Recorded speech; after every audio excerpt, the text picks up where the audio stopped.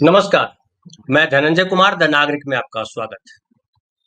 अभी-अभी राजनाथ सिंह जी ने, जो हमारे केंद्रीय रक्षा मंत्री हैं, उन्होंने अपना भाषण कंप्लीट किया।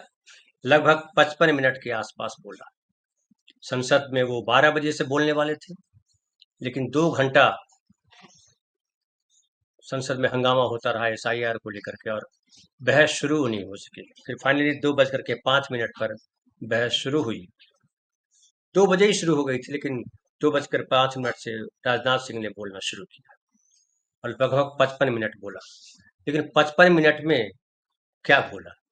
कुछ ऐसा नहीं बोला जो सुनना चाहते थे लोग, खास करके वो जो सीज फायर क्यों हुआ, ट्रंप के दावों का सच क्या है, 4 आतंकी कहाँ गए, ये सब जो सवाल हैं सबके मन में। वो हमारे लड़ाकू विमान कितने मार गिराए गए, तमाम जगह चुप्पी रही, कुछ नहीं बोल पाए राजनाथ। और सिर्फ जो है, जिसको अगर सही मायने में कहें, मोदी सरकार को डिफेंड करते रहे। मनमोहन सिंह के सरकार के समय जो हुआ था और पहले जो हुआ था उस पर कुछ थोड़ा बहुत कीचड़ के छींटे उड़ाते रहे और सेना को डिफेंस के तौर पे इस्तेमाल किया। ये भी कहा कि सेना को खुली छूट दी थी, जबकि सेना के जवान, सेना के अधिकारी बता चुके कि हमें खुली छूट नहीं थी, हमें कहा गया था कि आपको सीमित कार्रवाई करनी है। तो ये जो है, जो राजनाथ सिंह जी ने कहा और जो सवालों के जवाब थे, चाहिए थे, वो नहीं मिले। थोड़ा सा मैं आपको सुनाता हूँ, उसके बाद और फिर रात में हम बात करेंगे, जब संसद में आज दिन भर में क्या हुआ इस पर करेंगे। थोड़ा सा आप सुन लीजिए। Two day dozers have been replaced by decisive action. 2 day dozers have been replaced by decisive action. आज भारत सहता नहीं है, भारत जवाब देता है। अध्यक्ष महोदय, आज भारत आतंक की जड़ तक जाता है और उसे उखाड़ फेंकने का सामर्थ्य रखता है। अध्यक्ष महोदय, मैं इस सदन को और देश की जनता को यह विश्वास दिलाना चाहता हूं कि हमारी सरकार, हमारी सेनाएं और हमारी लोकतांत्रिक संस्थाएं सब मिलकर, हम और ये सारे लोग सभी मिलकर देश की एकता, अखंडता और सुरक्षा के लिए जो भी कदम उठाना आवश्यक होगा वह कदम उठाएंगे और उसके प्रति हम पूरी तरह से कमिटेड हैं। अध्यक्ष महोदय, अंत में मैं केवल इतना ही कहना चाहता हूं, यह समय एकजुट होकर अपनी सुरक्षा, संप्रभुता और आत्मसम्मान की रक्षा के संकल्प को और अधिक मजबूत करने का है। हमें यह याद रखना होगा कि हमारी सामाजिक और राजनीतिक एकता ही यह हमारी सबसे बड़ी ताकत है। अध्यक्ष महोदय, आतंकवाद को समर्थन देने वालों को यह स्पष्ट संदेश चला गया है कि भारत अपनी मातृभूमि की रक्षा के लिए पूरी तरह से संकल्पबद्ध है। आइए हम सभी दलगत भाव से ऊपर उठकर संगरध्वम के मंत्र से प्रेरणा लेकर एक साथ खड़े हो जाएं और हम इस राष्ट्रीय संकल्प को मजबूत करें। यही हम सबका राष्ट्रीय दायित्व है। और इन्हीं शब्दों के साथ अध्यक्ष महोदय, आपने मुझे विचार रखने का। तो ये जो है बोल रहे थे राजनाथ सिंह जी ने वही सारा बोला जो पहले बोला जा चुका है। गौरव गीत गाए मोदी सरकार के, मोदी जी खुद गौरव गीत गाते रहे, विजयोत्सव की बात कही। राजनाथ सिंह ने ये भी बताया कि जो है, जरूरत पड़ी तो घर में घुसकर मारेंगे, कब जरूरत पड़ेगी पता नहीं। ये भी उन्होंने कहा कि ऑपरेशन सिंदूर रुका नहीं है, पाकिस्तान अगर फिर कोई हरकत करेगा तो हम उसको मुंह तोड़ जवाब देंगे। ये रोज की भाषणबाजी है और इसको कहते हैं लफाजी। लेकिन जो मूल सवाल थे, जो सुनना चाहते थे, जिसके लिए संसद में बहस होनी थी, वो सवाल वही थे कि सीज फायर क्यों हुआ, वो 4 आतंकी कहाँ गए, और ये ऑपरेशन सिंदूर के दौरान जो हमारे लड़ाकू विमानों को मार गिराने की बात की गई, वो सच है या गलत झूठ है। जो ट्रंप कह रहे हैं, जो दावा कह रहे हैं कि सीज फायर हमने कराया, वो सच है कि झूठ है। ये सारे सवाल थे, लेकिन ये सारे सवाल अनुत्तरित रह गए। शुरुआत के काफी समय तक उन्होंने जो है सेना के बारे में बोला, और सेना को लेकर के किसी के मन में कोई संदेह नहीं। कभी किसी ने सेना पे सवाल नहीं उठाया कि हमारी सेना जो है वो सक्षम नहीं। सेना ने, लेकिन ये सेना के अधिकारियों ने ये जरूर बताया था कि हमारे जो हथियार हैं वो पुराने पड़ गए। सेना के अधिकारियों ने यह भी बताया था कि हमें खुली छूट नहीं दी गई थी, हमें सीमित कार्य करने का कहा गया था। सेना ने फिर ये भी बताया कि कुछ विमान हमारे मार गिराए गए, कुछ गलतियां हुई, लेकिन हमने उसको ठीक कर दिया। राजनाथ सिंह को वहां पे जवाब देना था, क्योंकि रक्षा मंत्री हैं, तो रक्षा मंत्री को सबसे बेहतर पता है कि सेना किस तरह से काम कर रही है और सेना को किन चीजों की जरूरत है। लेकिन राजनाथ सिंह वो बता नहीं पाए। सेना के गीत गाने में क्या दिक्कत है? कोई दिक्कत नहीं है। सेना तो वही काम करेगी, सेना को हथियार दीजिए, लड़ने का ये लड़ लेगी। और सेना ने बार बार दिखाया, आप भले वो कम करके आंक रहे हैं, वो 71 और 65 ये सब की तुलना कर रहे हैं, लेकिन 71 में जो वार जब रुका तो उसका ठोस परिणाम था हमारे सामने। 65 में जब हमने वार को रोका तो हमारे पास ठोस परिणाम थे, लेकिन जो सीज फायर हुआ उसके ठोस परिणाम क्या थे? क्यों सीज फायर किया? क्या हमें हासिल हो गया था जो हम, जिसके लिए हम गए थे लड़ने के लिए? पाकिस्तान आतंकवाद फैलाता है, ये हमारे देश की सरकार कहती रहती है, आप भी कह रहे हैं। हालांकि दुनिया के मंच पर कहीं भी साबित नहीं कर पाए नरेंद्र मोदी, कह नहीं पाए नरेंद्र मोदी या हमारे विदेश मंत्री या राजनाथ सिंह कि ये देखिए ये पाकिस्तान का आतंकवाद है। दुनिया के किसी देश ने नहीं पाकिस्तान की आलोचना की। आतंकवाद की आलोचना की सबने, तो सब करते हैं, लेकिन आतंकवाद हम कह रहे हैं कि पाकिस्तान से आ रहा है, दुनिया के किसी देश ने क्यों नहीं माना? ये सबसे बड़ा सवाल है कि आतंकवाद पाकिस्तान से आ रहा है और पाकिस्तान को रोका जाना चाहिए। ये बात दुनिया के पास क्यों नहीं गई? ये सबसे बड़ा सवाल। ये जो इतने सारे सांसद भेजे गए शिष्टमंडल बना करके दुनिया के देशों को बतलाने के लिए कि पाकिस्तान हमारे साथ आतंकवादी गतिविधियां कर रहा है, उसका क्या हासिल हुआ? राजनाथ सिंह कुछ नहीं। राजनाथ सिंह को ये बताना चाहिए था कि उसके बाद हम इतने देश खड़े हुए और पाकिस्तान की आलोचना की। एक देश ने नहीं पाकिस्तान की आलोचना की कि पाकिस्तान गलत कर रहा है। पाकिस्तान के साथ जरूर दो देश खड़े हुए, चीन और तुर्की। और ये तो हमारे सेना के अधिकारी ने भी बताया कि तुर्की ड्रोन दे रहा था और चीन जो है वो डेटा दे रहा था, और हम पर भारी पड़ा। भारी पड़ा एग्जैक्टली नहीं कहा, लेकिन कहा कि इस वजह से हमें दिक्कत हुई और हमारे हथियार पुराने पड़ गए। अभी राफेल लेकर के आए थे, ढोल बजा करके नींबू मिर्ची भी लटका दिया था यही राजनाथ सिंह। राफेल को लेकर कितना हंगामा मचा, कितनी ऊंची कीमत पे खरीदा गया। आप याद कीजिए, जब करगिल युद्ध हुआ था तो बोफोर्स के लेकर के जितना हंगामा हुआ था, सरकार गिर गई थी, सरकार नहीं बनी थी, लेकिन कहा गया कि वही बोफोर्स तो काम आया करगिल युद्ध के दौरान। लेकिन राफेल कहाँ काम आया? इस पर तो बात होनी चाहिए थी। खुद राजनाथ सिंह जी को बोलना चाहिए था कि राफेल हम जो नींबू मिर्ची बांध करके लाए थे, वो राफेल ने कोहराम मचा दिया पाकिस्तान में। लेकिन नहीं बोल सके राजनाथ सिंह। हालांकि राजनाथ सिंह ने थोड़ी शालीनता रखी। राजनाथ सिंह जिस तरह के आचरण वाले व्यक्ति, उसमें शालीनता रही, लेकिन अफसोस हुआ कि राजनाथ सिंह सच नहीं बोल पाए, देश को सच नहीं बताए, संसद को सच नहीं बता पाए। और एक तरह से कहिए कि उसको लफाजी कहते हैं, जो उन्होंने भाषाओं का आडंबर गढ़ा। भारत ये नहीं करता है, भारत वो नहीं करता है, आतंकवाद हम बर्दाश्त नहीं करेंगे, घर में घुस करके मारेंगे, इन सब बातों का कोई मतलब नहीं। मतलब ये था कि हमने किया क्या। और देखिए अभी संसद में बोल रहे हैं गौरव गोगोई, जो मैं सवाल उठा रहा हूँ वही वहां कर रहे हैं। एक मिनट जरा मैं उनको भी सुनाता हूँ, फिर हम आएंगे मूल पर।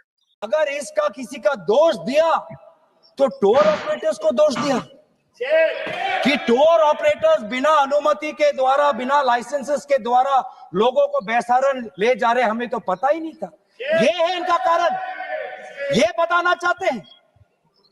तो सर यही तो दुख की बात है कि कहीं ना कहीं एक सरकार में एक अहंकार आ चुका है। इंटेलिजेंस और सिक्योरिटी जो फ्रेमवर्क है, एस्टेब्लिशमेंट है, जो लोग हैं जो निर्णय लेते हैं इंटेलिजेंस और सिक्योरिटी की, आज उनमें एक अहंकार आ गया है कि चाहे जितनी भी बड़ी गलती हो उन पर कोई सवाल नहीं उठा सकता। लेकिन आज हम सवाल उठा रहे हैं, आज हम सवाल उठा रहे हैं, आज हम सवाल उठाएंगे।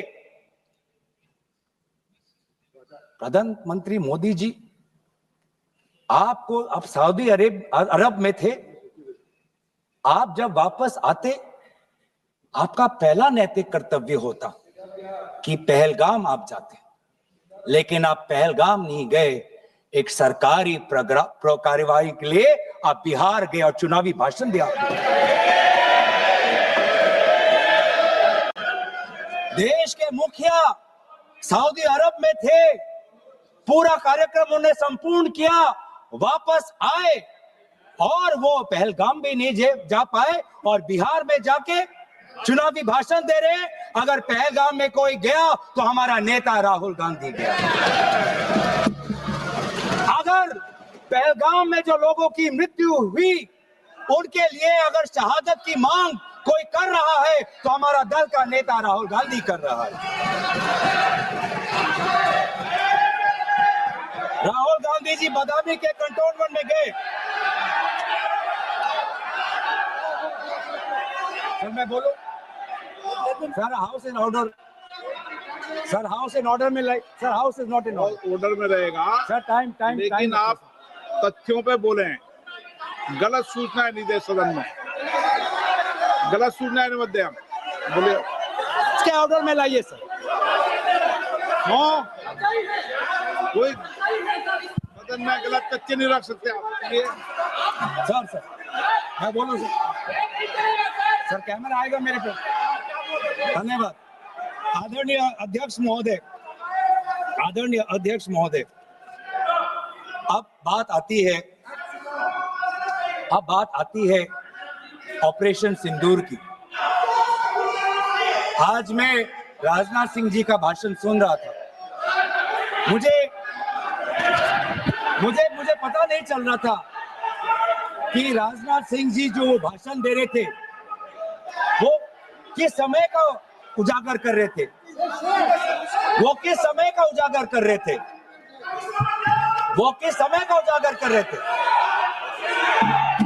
क्या वो अभी आपने देखा कि किस तरीके से लोकसभा अध्यक्ष ने टोका और लोकसभा के अध्यक्ष ने कहा कि तथ्यों पर बात की। कौन सा बात तथ्य पे नहीं कर रहे थे। और राजनाथ सिंह इतना लंबा बोला, राजनाथ सिंह ने एक जगह एक शब्द नहीं टोका, बल्कि शुरुआत में मैं आपको दिखाऊंगा बाद में, शुरुआत में जो अध्यक्ष महोदय ने बोला, क्या इस तरह से बोला जाना चाहिए, वो भी मैं आपको दिखाता हूं, दिखा ही देता हूं जो उन्होंने कहा। माननीय सदस्यगण, हम आज आइटम नंबर 14 पहलगांव में आतंकवादी हमले के जवाब में भारत के मजबूत, सफल एवं निर्णायक ऑपरेशन सिंदूर पर विशेष चर्चा के लिए यहाँ उपस्थित हुए हैं। मेरा सभी माननीय सदस्यों से आग्रह है, ये विषय अत्यंत गंभीर एवं संवेदनशील है। ऑपरेशन सिंदूर के माध्यम से भारत की सेना द्वारा आतंकवाद के विरुद्ध निर्णायक कार्रवाई को पूरी दुनिया ने देखा है। हम सबको हमारी सेना के अदम्य साहस, शौर्य और पराक्रम पर गर्व है। ये सदन साक्षी रहा है, जब जब भी देश के अंदर गंभीर चुनौतियों, गंभीर मुद्दे हो, हमने राष्ट्रीय मुद्दों पर सदैव एकजुटता दिखाई है।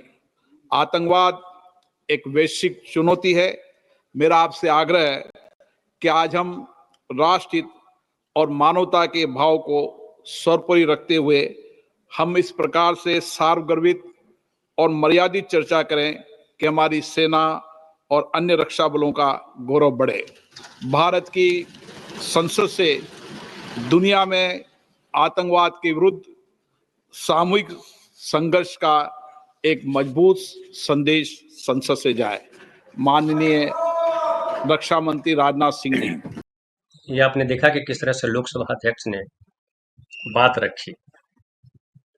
जो बात रखी वही नरेंद्र मोदी कह रहे हैं, वही राजनाथ सिंह ने 55 मिनट में बोला, वही आगे के लोग भी बोलेंगे। अब आगे के जो बोलना जाना है वो ये है कि कैसे राहुल गांधी पे, कैसे इंदिरा गांधी पे, कैसे जवाहरलाल नेहरू पे कीचड़ उछाले जाए, मनमोहन सिंह पे, सोनिया गांधी पे कीचड़ उछाले, यही हो गई पूरी बहस सत्ता पक्ष की तरफ से। विपक्ष जो बोल रहा है वही सवाल है जो हम लोग सवाल लगातार उठाते रहे हैं, आप सबके पास ये रहा है कि वो 4 आतंकी कहाँ गए, सीज फायर क्यों किया, और ट्रंप जो दावे कर रहे हैं उसका सच क्या है। आज जो है एक और बात उभर के आई कि चिदम्बरम जो है पूर्व वित्त मंत्री भी रह चुके हैं, गृह मंत्री भी रह चुके हैं, उन्होंने कुछ सवाल उठाए और हालांकि उसको लेकर के बड़ा हंगामा मचा है, उस पर भी चल रहा है। लेकिन उन्होंने कहा कि ये कैसे पता चला कि पहलगांव में जो आतंकी आए थे वो पाकिस्तान से आए। एनआईए के पास इसका क्या सबूत, हमलावर देश के ही हो सकते हैं। एनआईए अब तक कहा जा रहा है कि एनआईए जो है वो सबूत नहीं ले आ पाई है जिससे पता चले कि ये पाकिस्तानी आतंकी थे। जो आतंकवादी आए उसके जो स्केच जारी किए गए, इसका मीडिया में पहले चर्चा हो रही कि वो स्केच भी नकली थे। फिर आतंकियों को ढूंढने के लिए बेहद जो है जिसको कहें कि सघन अभियान चलाया गया, लंबा अभी चल ही रहा है। आज खबर आई कि 3 संदिग्ध आतंकी मार दिए गए। पहलगांव के हमले में जो संदिग्ध आतंकी थे वो 3 मार दिए गए। आज सेना ये सुरक्षा बलों ने, सीआरपीएफ के जवानों ने, स्थानीय जो पुलिस है, जम्मू कश्मीर पुलिस है, उसके साथ मिलकर के अभियान चलाया और 3 संदिग्ध आतंकियों को मार गिराया। और मीडिया जो है, अखबार जो है वो कह रहा है कि वो नहीं कहा जा सकता कि वो जो है आधिकारिक पुष्टि नहीं, तो फिर ये न्यूज क्यों है। बहरहाल फिर देखिए चिदम्बरम ने जो कहा, वो उन्होंने इंटरव्यू दिया था जो सैटरडे को, उसमें उन्होंने कहा कि वे यानी एनआईए यह बताने को तैयार नहीं है कि इन हफ्तों में उन्होंने क्या किया। क्या एनआईए ने आतंकवादियों की पहचान की है या यह पता लगाया है कि वे कहां से आए थे, क्या पता वे देश के ही आतंकवादी हों। आप ये क्यों मान रहे हैं कि वे पाकिस्तान से आए थे, इसका कोई सबूत नहीं है। ये चिदम्बरम बोल रहे हैं, पूर्व गृह मंत्री बोल रहे हैं। अब जो है आगे इस पर जो है, अब जाहिर है भाजपा के लोग आरोप लगाएंगे। 1-2 टिप्पणियां मैं पढ़ देता हूं, उसके बाद मैं आऊंगा सुप्रीम कोर्ट में क्या हुआ आज, तो वो भी होना था, एसआईआर पे चर्चा चल रही थी, उस पर बात करेंगे थोड़ी। भाजपा नेता अमित मालवीय ने कहा कि कांग्रेस ने पाकिस्तान को क्लीन चिट देने की जल्दी की है। जब भी हमारी सेना पाकिस्तान प्रायोजित आतंकवाद का सामना करती है, कांग्रेस के नेता इस्लामाबाद के वकील ज्यादा लगते हैं। राष्ट्रीय सुरक्षा के मामलों में कांग्रेस हमेशा दुश्मन को बचाने में जुट जाती है। ऑपरेशन सिंदूर पर पी चिदम्बरम के बयान पर केंद्रीय मंत्री प्रहलाद जोशी ने कहा कि पूर्व गृह मंत्री पी चिदम्बरम ने पाकिस्तान को क्लीन चिट दे दी है।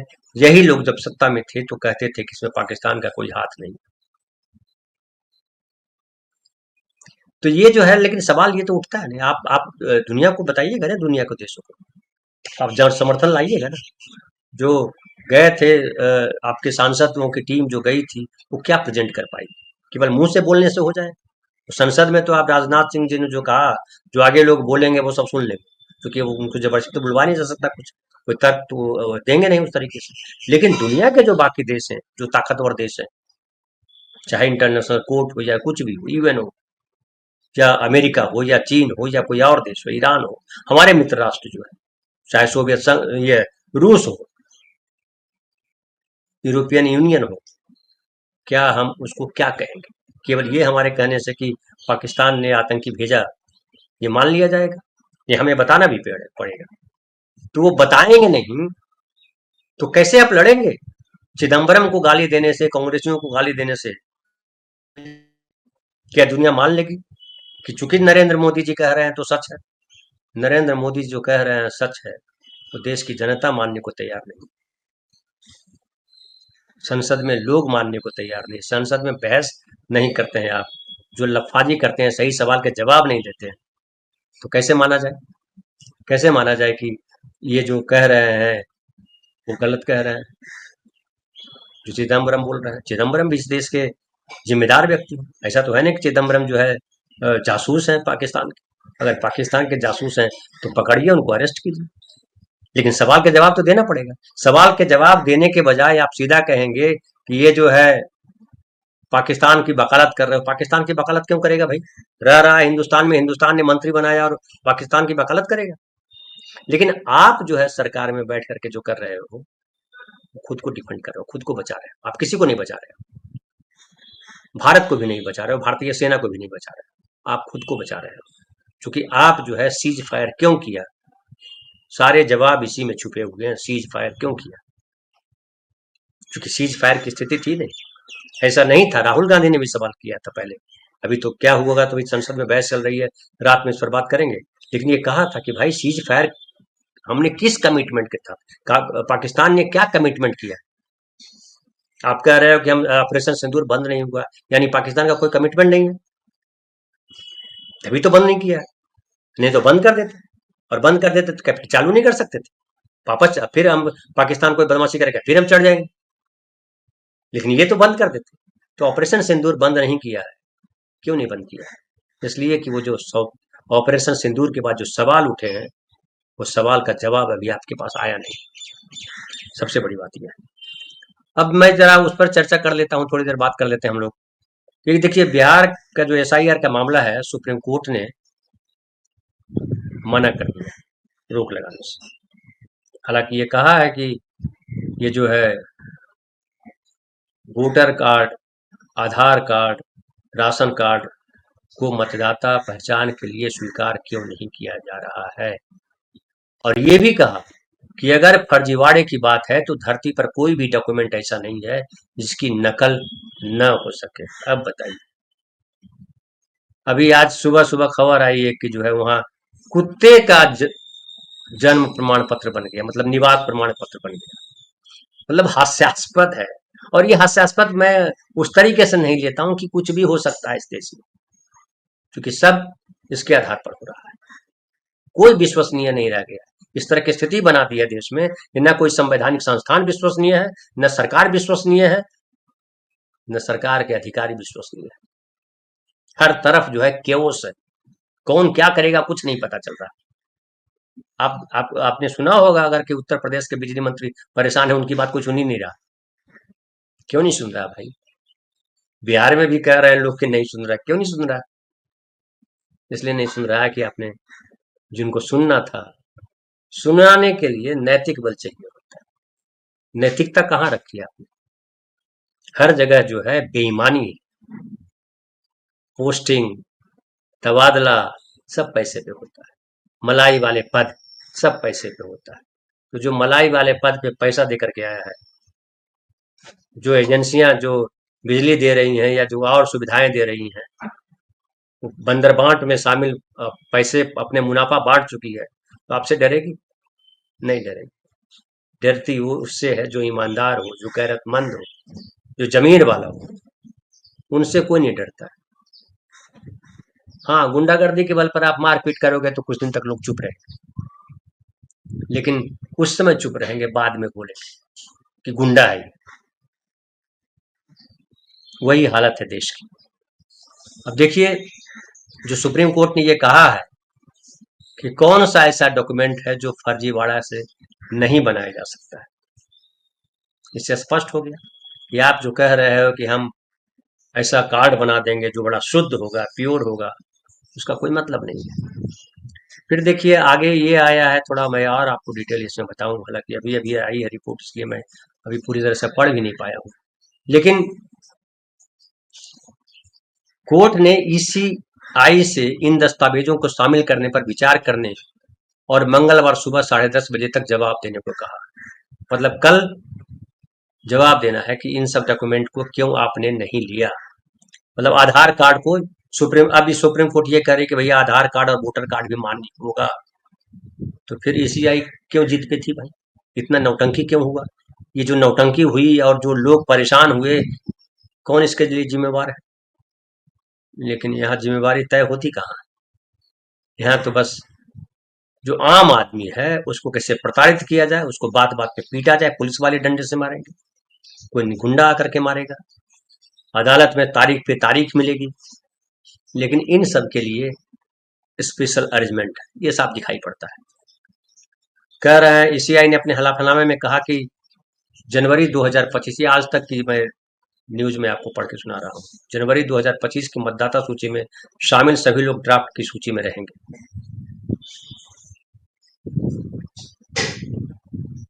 बशर्ते वे गणना फॉर्म जमा करें।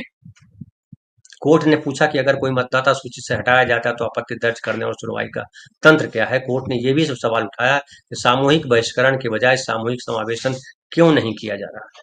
बहुत सही सवाल है।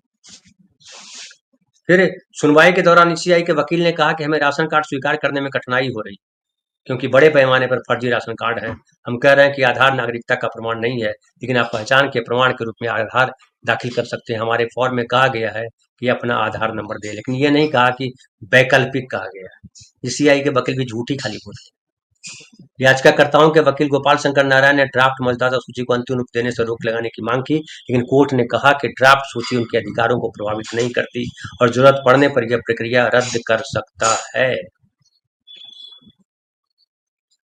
सुनवाई को मंगलवार के लिए स्थगित करते हुए कोर्ट ने कहा कि अगली तारीख में विस्तृत सुनवाई का वक्त तय करेगा, तभी हम ड्राफ्ट शेड्यूल करेंगे, बर्बाद करेंगे।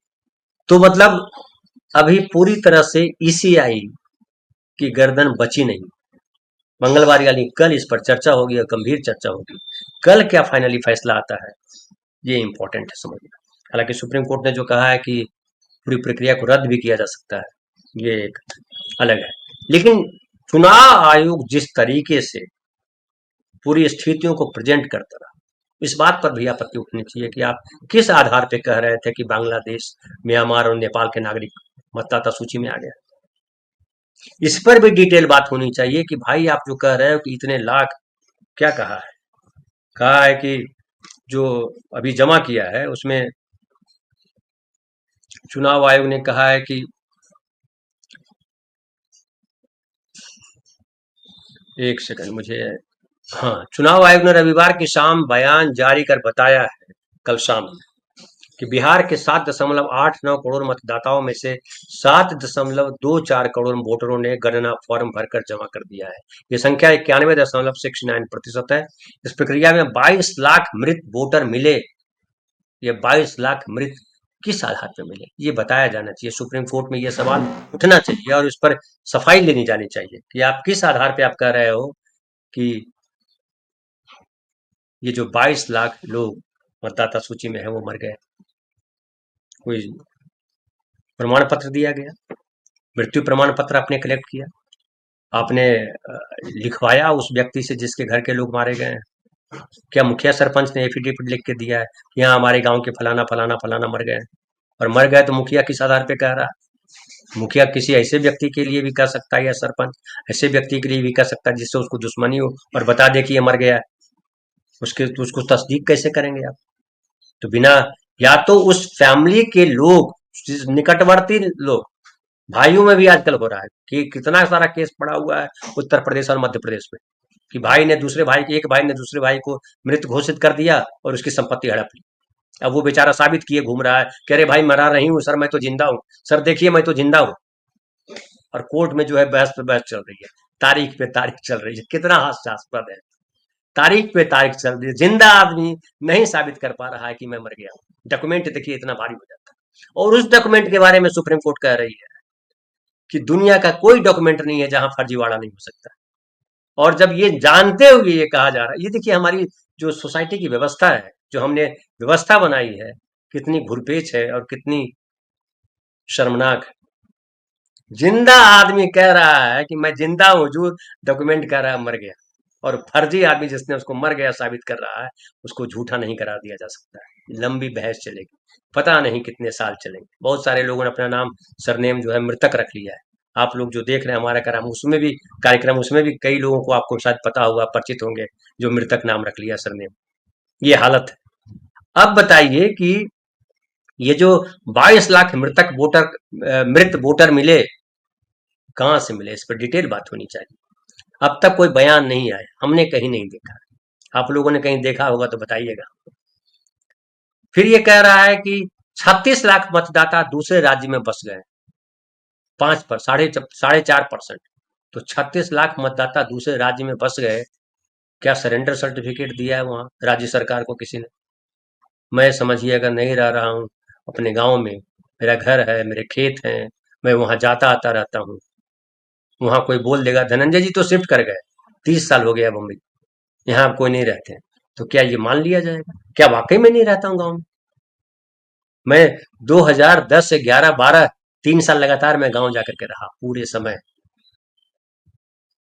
तो मैं कभी भी जाके रह सकता हूँ, अभी चला जा सकता हूँ। लोग नौकरी करते हैं 25-25 साल, 30-30 साल बाहर, और फिर वो रिटायरमेंट के बाद आ जाते हैं अपने गांव में।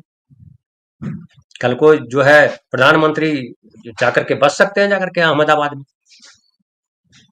जब वो पूर्व प्रधानमंत्री हो जाएंगे तो ये किस आधार पे कर रहे हो? इस पर भी बात होनी चाहिए। और बात इस पर भी होनी चाहिए कि 7 लाख लोग ऐसे भी मिले जो एक से अधिक मतदान केंद्र पर मतदाता सूची में दर्ज थे। ये किस आधार पर तय हुआ?